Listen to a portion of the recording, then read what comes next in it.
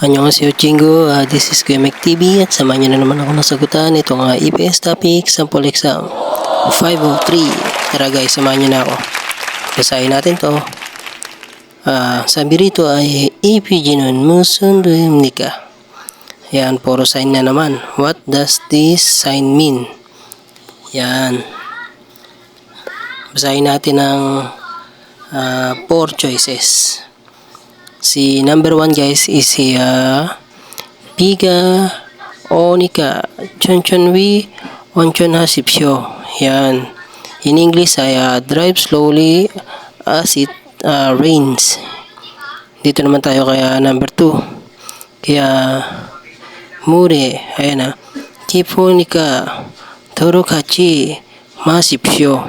Yan. In English guys is do not enter the water as it is deep. Yan. Makikita nyo naman sa sign kung ano yung ginagawa niya, kung anong kilos.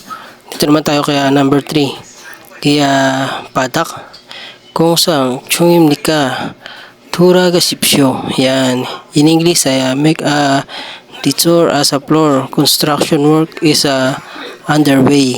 Yan.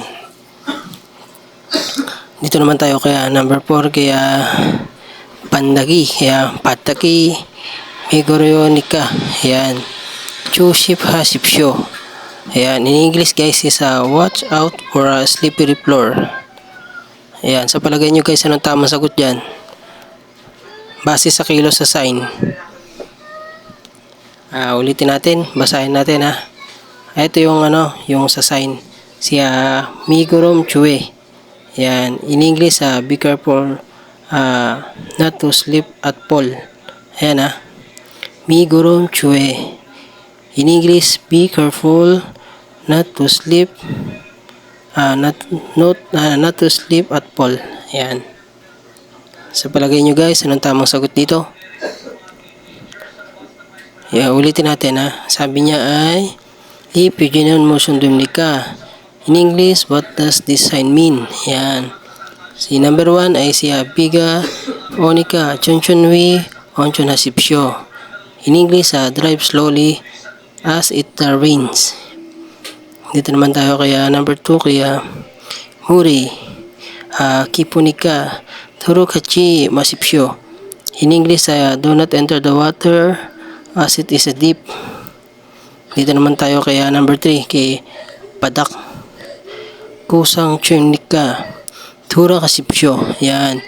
In English ay make a detour as a floor. Construction work is underway. Yan. Dito naman tayo guys kaya number 4 kaya Padaki Migoro Nika Chushia Sipsyo. Yan Chushima Sipsyo. In English watch out for a slippery floor.